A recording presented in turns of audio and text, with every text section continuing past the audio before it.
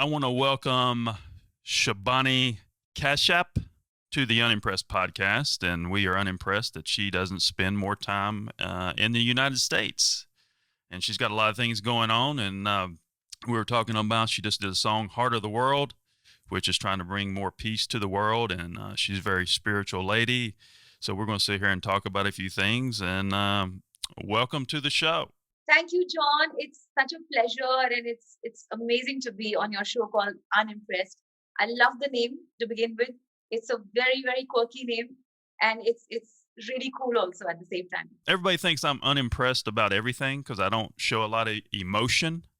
So hence the Unimpressed podcast. So we rolled with it, and we try to take that the negative, I guess the negative connotation, and use that to talk about something good, promote something good. Why is this person not here, or why are they not doing this? So that's when we came up with the name Unimpressed, and we're excited about it. We got our new studio set up here in Charleston, South Carolina. We moved from the New York City area in October, so I had to come to the beach.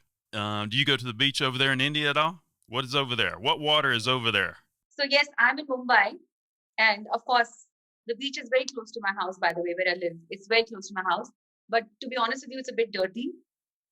But when I really have to sit by the beach and really enjoy the beach, I just make a beeline for Goa. And Goa is really the go-to place for all of us here in India. And it's the most popular destination right now. Everyone is holidaying there. In fact, on New Year's, Goa was buzzing like never ever before.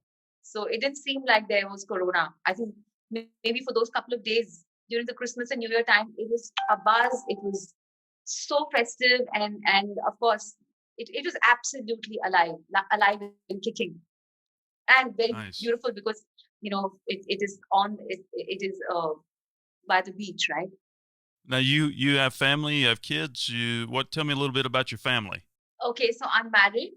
We don't have kids, and we really don't plan to either, because my work and my travel takes up a lot of my time, and I'm planning to start a music academy with a lot of kids, and I will be teaching kids, so they will be my kids. Then I'll have not just one, but I'll have many kids. Were you somewhat of a natural artist? I mean, did you have a singing ability? Did you work on your voice? When did you find out in life that this was your calling? So I was a very little girl, and I was in my school choir, right?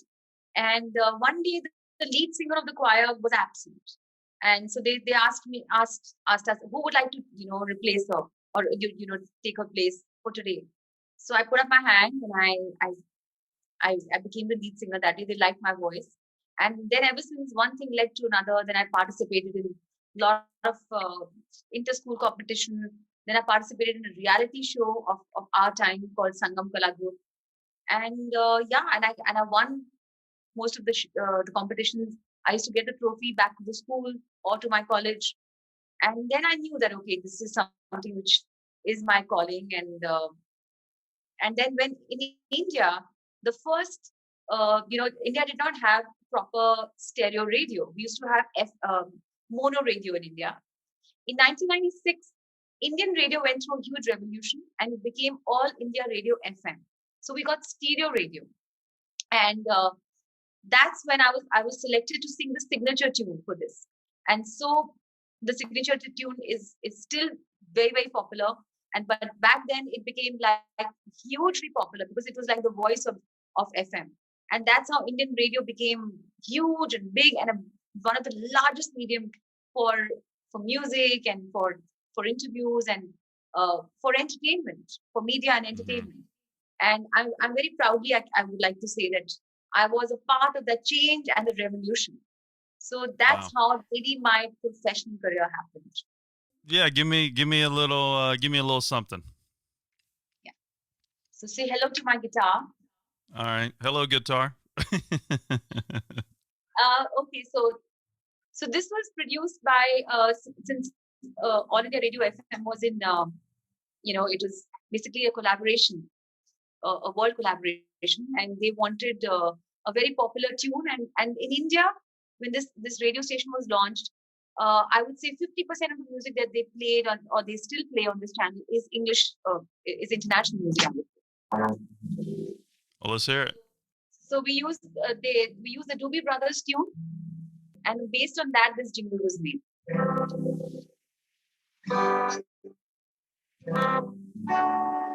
You've got the music coming night and day.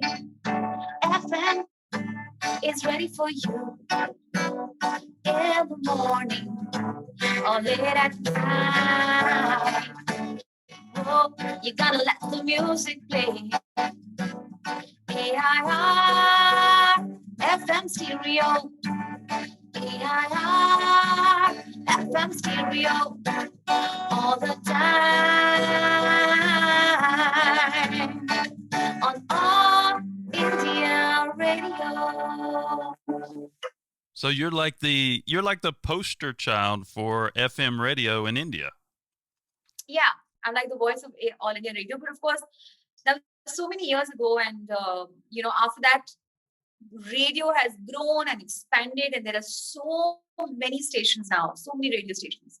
But back then, when I sang the signature tune, there was only one radio station, and everyone in India used to tune in and listen to that. And therefore, they had to listen to my voice every hour, because this radio station is 24 hours. So you're a big deal over there, real big deal. Big deal. Everybody knows who you are. Everybody knows who you are then, right? I said everybody knows who you are. Yeah. I don't know if the little kids know me, because little kids now only listen to rap and the other kind of stuff. But lots of people do know me, yes. Well, with everything that's going on currently, how is this affect live entertainment? Do you do live shows? Yes. I'm a very avid live performer, and I love performing live. And I must tell you that in 2019, I performed at the Gotham Hall in New York, Manhattan.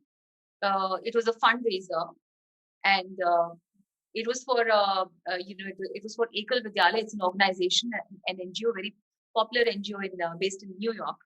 And so I just love performing, not just in India but all over the world. I'm very fortunate that I am an in-panel artist of the Indian Council for Cultural Relations. It's called the ICCR. So when you become an ICCR artist, every 3 years you're sent to a different country to represent your country with your art and culture. And you represent India, and you also perform, and you also are part of some huge, amazing festival. So I've performed everywhere from Egypt to Canada to, of course, USA to Indonesia to I think I've covered almost 90% of the world.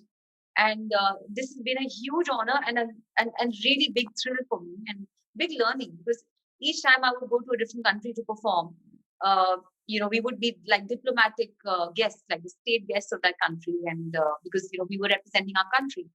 And when I performed in Mauritius for the Independence Day celebrations in Mauritius, it was with the Indian president's contingent that I traveled with, and we performed in the stadium with almost 20,000 people there. So there have been these lovely memories and amazing, landmark performances that I've been a part of. I also performed at the opening ceremony of the Commonwealth Games, which happened in India. And cool. I did the opening ceremony, I performed, and A.R. Rahman sir performed in the closing ceremony. So that was a huge, huge honor. So yes, of course, outside of India and within India, now that there are no events, there are hardly any events happening. So this has been a huge hit. We've taken a huge hit. I mean, there's been I would say, lack of work for artists. And of course, it is a cause for concern. But, there is something called remodification. So I have done a lot of virtual concerts. When you do a virtual concert, how are y'all setting that up over there? I mean, we do live shows. I have comedians I manage as well. And obviously we're not doing theaters. We're not doing casinos. We do have a couple comedy clubs that are open. I think there's 3 or 4 states that are doing comedy shows in comedy clubs. And, you're getting some big names in these comedy clubs that you would never get before, so it's feast or famine, right now, and the industry is turned upside down. You have agencies working from home.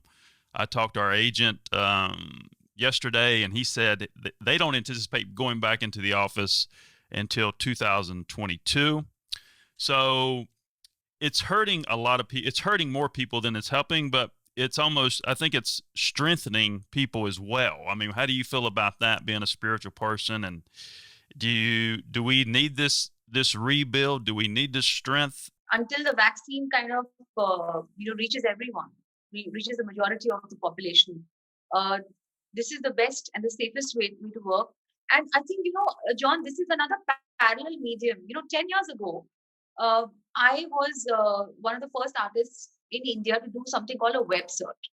And I was like, when this platform Hangama, Artists Allowed, approached me for this, I said, "What is a web search? What is this web search?" They said, "Nothing. You'll be with your band, and we'll have a whole camera team, and everything will be there. But you'll be performing to a camera, to cameras, and you will be Mm-hmm. being live uh, all over the world." So I was like, "Okay, fine." I found it very strange just singing into a camera, and I said, "Oh gosh, it's not getting a response. Sometimes makes the artist very sort of you feel a little low, and Yeah, you don't get the don't energy get that unless reaction. you don't get I, the unless you don't get the pulse of the crowd. uh, you just don't feel like performing. You don't get that energy. But I did that show, and I was like, oh my gosh, it was a strange experience. But okay, maybe sometime in the future this will kick off. I didn't know that just 10 years later this pandemic would happen, and now every week, John, I kid you not, every week artists are doing virtual concerts. And so now there are veritable studios, there are proper professional setups everywhere. So it's a new parallel form of entertainment. And there are studios which are everywhere now, with the camera setup and the green screen and two camera setup and full the OBS systems and everything. So it's very it's proactive, and I like the way that everyone is remodifying, everyone is reinventing themselves to this new mm-hmm. medium. So it's just that, I just feel that the audiences also need to respond. They also need to start becoming more empowered and more active online, so that they can also not be bereft of entertainment, and they can also get to be with people, uh, who they've loved to hear.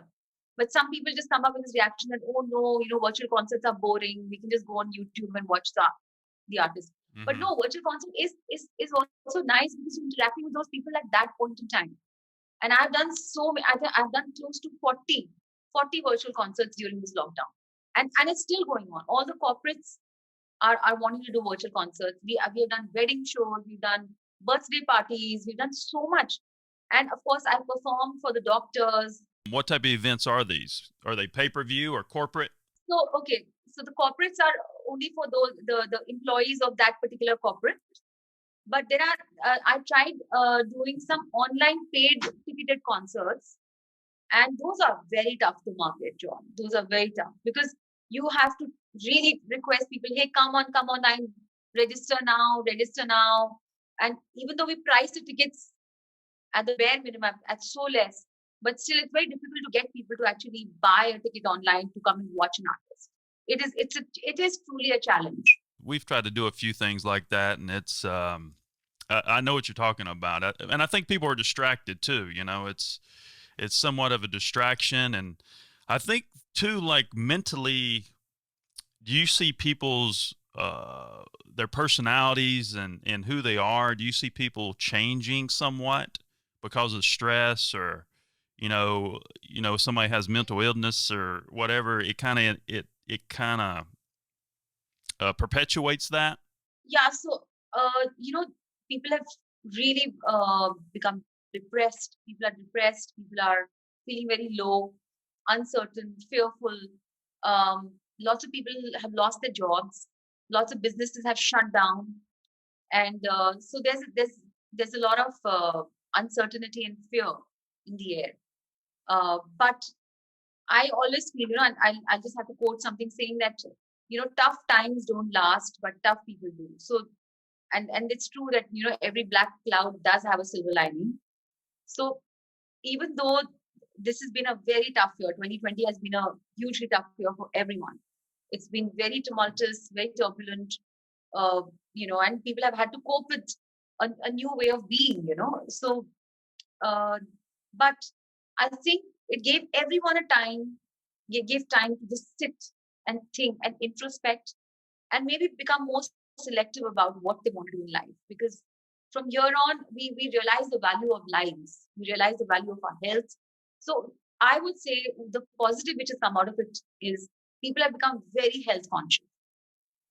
I mean, I can talk about myself also, but Yeah. all the people that I know, everyone's doing yoga, everyone's going for a run, everyone's going for a walk regularly. People have become so fit. People have lost weight during the lockdown, during this pandemic. People are eating right. People are eating healthy because everyone now is completely focusing on the immunity build up. So one industry which is doing very well is the wellness and health. The healthcare workers Mm-hmm. and the wellness people and all the people who give you good diet plans, the nutritionists. That industry is roaring at the moment, and even the food industry. So the food and beverage industry, in terms of the restaurateurs, the the takeaway, the kitchen takeaways, all these things are really roaring. So yes, it's good because somewhere we were just everyone was in a rat race. Everyone was on the run. Oh my gosh, like run, Lola, run. You're running for what? We were not Mm-hmm. focusing on ourselves that we need our body needs attention. So this has been a time for everybody to just stop and think. Hey, just let's just calm down. Let's just think. Where were we going? And you talk about, I'm sorry, you talk about spirituality, and I told you I was a big fan of Sadhguru. What kind of spiritual things do you do during this time? So, John, I have always been spiritual, but during the lockdown, I have become very spiritual, and Mm-hmm. the reason is, of course, that was so. And meditation. In any case, I used to always do yoga, but I doubled the hours of my yoga. I doubled the hours of meditation. I focus on my own mental wellness now more. I have been a health freak always. I mean, I always feel that you must love yourself and be fit because this is your body is like a temple and you must worship your Mm-hmm. body. But I think somewhere mentally I was not paying attention to my being peaceful, my being calm. I was always stressed out, always panicking, and always hyper. But I think Mm-hmm. this pandemic has taught me to become far more calm, far more at peace, and far more spiritual because of spirituality and because of the meditation. I think I am trying to alter myself, and it is definitely helping me a lot. Yeah, it's almost like I guess we're realizing we have to reset. We're resetting ourselves. I mean, you see this? Can you see this right there? Yes. This is a Moldavite. You ever heard of a Moldavite stone? The super stone of all stones, the Moldavite. It was a stone that it is actually a meteor that hit in Prague 15 million years ago. And during all this thing, I was drawn to this. There's a lot of energy coming out of this.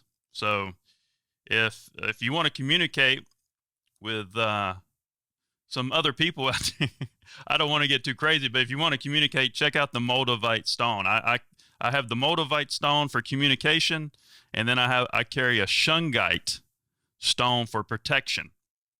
And those types of things, they actually have been doing me pretty good. So it's and we talked about Sadhguru. What you said you met Sadhguru. What was that like meeting that guy?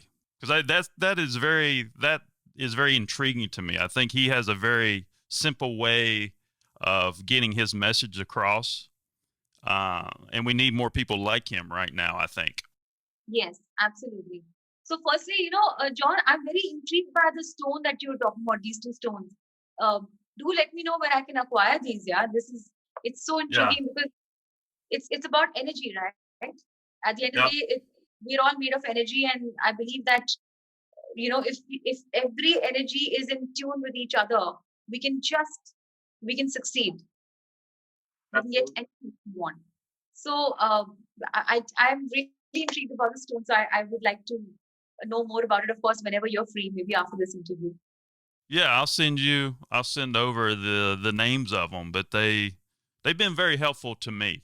You know what? I found this in an Indian gentleman. I found it had a store in Brooklyn in Dumbo, and I walked into this store, right, and there was like 5,000 stones in this store.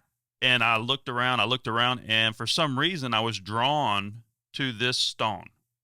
Like out of all the 5,000 stones in there, I was drawn to this stone. So I kept looking at it. I kept looking at it. And he told me, he said, this stone is calling for you. And I got the stone and been wearing it ever since. They say you're supposed to give it a break, because there's so much energy coming off this thing. They say you're supposed to give it a break, like you're supposed to take it off, but sometimes I forget. I wear it all the time. And when there's certain things going on in the world, this thing will get hot. It will get hot. I will feel different ways. Sometimes it'll take energy away from me. Sometimes it feels like it gives me energy. So it's a very, very interesting thing. And I think you have to be in tune to understand it per se. So I will send you the information on the Moldavite Stone. So we have a very famous, television journalist and newspaper journalist called Mr. Shekhar Gupta. So he does a show called Walk the Talk, and he holds these big like symposiums and conferences where he invites a few select people, and he's the moderator basically. And this time the celebrity guest was Sadhguru, and you would imagine more than all the actors and all the stars who used to call for these sessions. I think everyone made a beeline for this session, and it was absolutely packed. We had a packed audience, and so some of them were sitting, some of them were seated, but he just told everybody that come and sit. You can sit on the floor in front of me. It's okay. Just be very informal. And I remember that we were there from the beginning to the end. Those 3 hours, how they went by. His voice, his talks, his thoughts are so captivating and so relevant. What I like about him is that he's very, very relevant. He doesn't talk about magic or impractical things. He talks about very relevant, real, and things which are very plausible. So it was lovely, and we got to meet him, and we took pictures with him, and also I asked him a question, so he answered very sweetly, very, very and he's got such a sense of humor. I think what really, really gets him going, what his I would say his shtick, his unique USP is his sense of humor. He finds humor in everything, in life, in death, in birth, in ailment, in disease. He sees humor. He sees it very light. He said, don't take yourself seriously. Don't take yourself that seriously, guys. It's only life. Does he live close to where you're at? Where does he live? So he lives in south of India, in a very beautiful place, Coimbatore. Okay. He lives in Coimbatore, and he has these beautiful, workshops. The inner engineering workshop is very, very, very, very popular. I'm planning to do that whenever things open up. Because I don't want to do it online. That is one thing I don't want to do online. I want to do that sitting, sitting in front of him in a class where the energy will be amazing. That's something one misses when you're on the virtual format. You miss the energy really, unless it's So that's the void that you feel. So I would wait. I would be patient, and I would wait. And when things open up, I'd love to go down south and register myself in that course and really do the inner engineering course. I have a couple spiritual advisors, right? And one of them, she's in LA, and the only way we can talk, and we've tried to do the FaceTime type of deal, but you're right. I don't get the same fuzzy, warm feeling that you get when you're in the room with somebody with that type of energy. You know, I mean, you can tell there's a difference to the experience. Absolutely. You just said this. Tell me little bit about this the Corona song, right? You did. Uh, what was that and the message behind that? I know we spoke about that earlier in the pre talk. Tell me a little bit about that message with that song. It's a very simple message, you know. So John, when I started my career with the AIRFM jingle, I used to sing jingles. So that is how I started my career, by singing jingles. And jingles were basically, you know, singing for brands and products to convey messages, to sell a product, right? So I've sung for Coca-Cola, I've sung for Maggie, I've sung for Nescafe, I've sung for multiple brands, Archie's cards, this thing. I mean, blah blah blah. So many of them. So I think that is a very good training for me, and I also used to compose jingles, and I realized that through a jingle you can actually convey a message in a sing-song way. That's basically it. So in March, when you know, Corona hit our country, and people were not understanding the gravity of the situation, and then there was a lockdown which happened, and people were suddenly very very uh, you know, shocked and traumatized, I would say. So, you know, music and all these kind of you know, virtual interaction with people became like the central focus for everyone, because everybody used to just tune in either onto television or to their gadgets every day. Oh, so and so person is coming live today, and we get entertained. So I decided that, you know, we're all stuck at home, and so I just made a song, very simple song. It talks about, it's in Hindi, of course. It just talks about Corona ko hai harana. It says duriyan badhana, which means we need to be social distanced, and nazdikiyan ghatana. We cannot get close anymore for some time at least. And in India, we greet each other with namaste, right?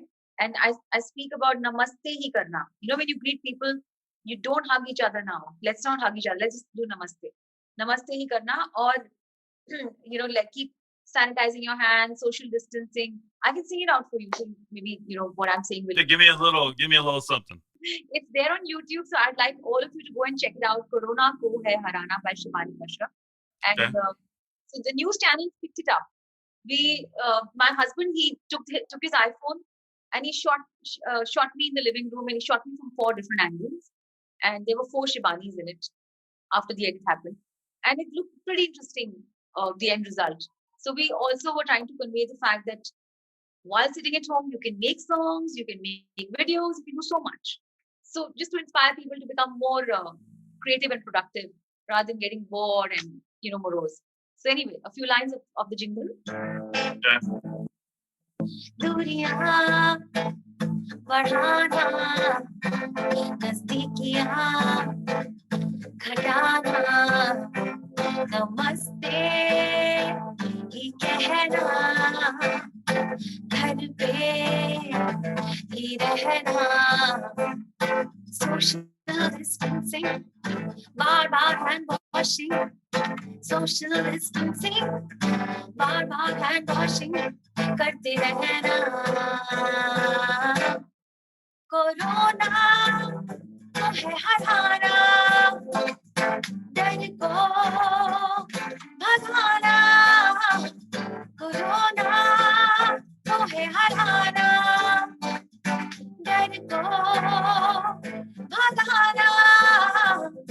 Go Corona, go, go, go Corona, go.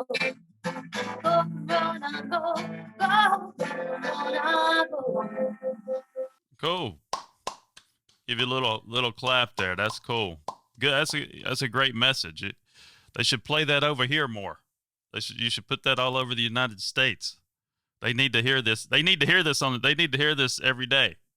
You know? Truly, yeah. Because it's like, I think if you take a bath, wash your hands, and do the right things, you said follow the rules, I think that would be a big help in this whole thing, you know? I mean, it's a little crazy.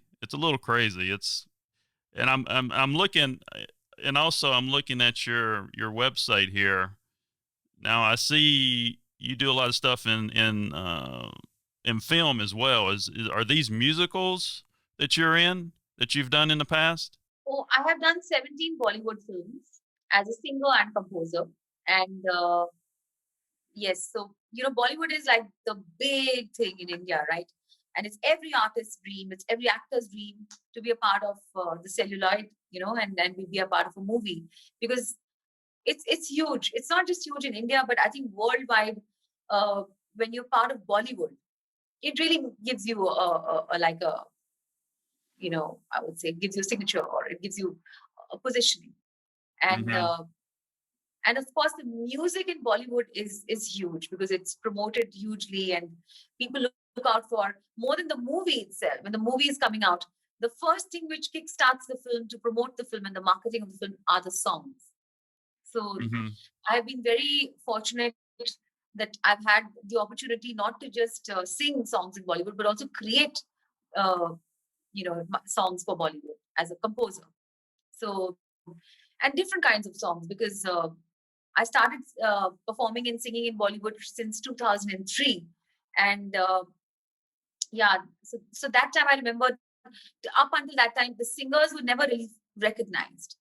And in the Mm-hmm. movie that I sang for, our movie director said, why don't we feature you singing the song? Because, you're a live performer and you're a well known pop singer. So we'll have you sitting on the bar stool and singing your own song. And you'll be Shibani Kashyap. You'll come in as a cameo appearance. I was like, okay, that's great. And ever since then, this trend started in India and singers started featuring in their songs. And that's a Mm-hmm. very big achievement for Indian Bollywood because Indian artists were not recognized before. So this is Huh. something that I'm really hugely glad, thankful, and very proud of. That I was a part of this kind of revolution as well. Well, music, music drives film. I mean, I think the best movies have the best music, because I think there's a certain tone, there's a certain emotion that people get from music. So I think if you score a film the right way to add that extra emotion based on the picture, that's a big deal. And I don't think a lot of people realize that. But if you look at some of the best movies out there, they have a great soundtrack. And that's because it gets an emotional response. So yeah, that's definitely a big deal. Absolutely. I mean, do you believe in like I believe in tone, emotions. You know, does in your music do you try to create music where it's going to create more emotion for somebody? Because it seems like some of your stuff you're doing, like "Heart of the World" and this Corona song, and is somewhat of an emotional driven direction. If you put soul, and it's important because it'll remain for a long time because some of my songs, by the grace of God and the love of the fans, I started my career in Bollywood in 2003, and in 17 years later, the first song that I sang and composed is still a huge song. It's still sung, and a lot of artists they do versions of that song. They do tributes of that song, and in reality shows they sing that song. So which means that when you're creating something, it should be evergreen. It should be everlasting, and not just like a 1 month wonder or a 1 6 month wonder. It should be there to stay forever. Yeah, there's one thing about music. Music is very similar to film. If you make a song and a song could last for 20, 30 years, you know, um, which is a stamp on the world from you, the artist, that's a big deal. So it seems like you've had a lot of stamps over there in India, which is good for you. So I wish you more success, and I see you have a live. Is this virtual live event you're doing on January 24th? Is that still a go? That's still a go. Cool, cool. Well, you know, is there anything else you want to tell us? I think we've had a great interview, and I think we'll try to bring this thing to a close. But is there anything else that you would like to mention or talk about before we jump off here? Well, what I just want to say is that above and beyond everything else, that we create, we should look beyond ourselves and try and do some charity, something for the needy, because that's a very fulfilling feeling. And during this time, during the pandemic time and the Corona time, lots of us have actually gone out there and helped the poor and the needy, and we saw how distraught they all were at this time. So it's great if we can all lend a helping hand to the needy, because that's something which I would really advocate for people, and just to step out of your own skin and do something for others, and just be conscientious and please follow all the rules and regulations, and we can only be responsible for ourselves. We can't put a finger at the government or the public or the other people. Let us bring a change within ourselves, and we'll see a change around ourselves. Trust me on that. So that's the way I feel. Well, Shibani, it seems like you're a great lady, Shibani Kashyap. Hopefully, I said the last name right. I appreciate you I appreciate you coming on. What's that? For all the artists out there, my message is try and come out with as much original stuff as you can. It's all very well to do remixes and covers and all of that, but do something original, because the world is looking out for original stuff, original content. Well, if anybody's out there and they see this name, Shibani Kashyap, check her out. Great lady, good energy, good spirit. I appreciate you coming on. Good interview. And my name is John Edmonds Cosma. I'm the CEO of Bang Productions. And thank you, Shibani. Thank you so much. This is so lovely being with you, John. And again, I just want to say that I'm very impressed with the name Unimpressed. Cool. And I will send you the names of those two stones. I will email you the names of those two stones, and we'll let me know how it turns out for you. I would love to, explore the stones, because I believe in energy, and I'm sure you can see I'm wearing so many stones. All these stones. Cool. All right. Thank you, Shibani. Thank you. Thank you very much. Have a great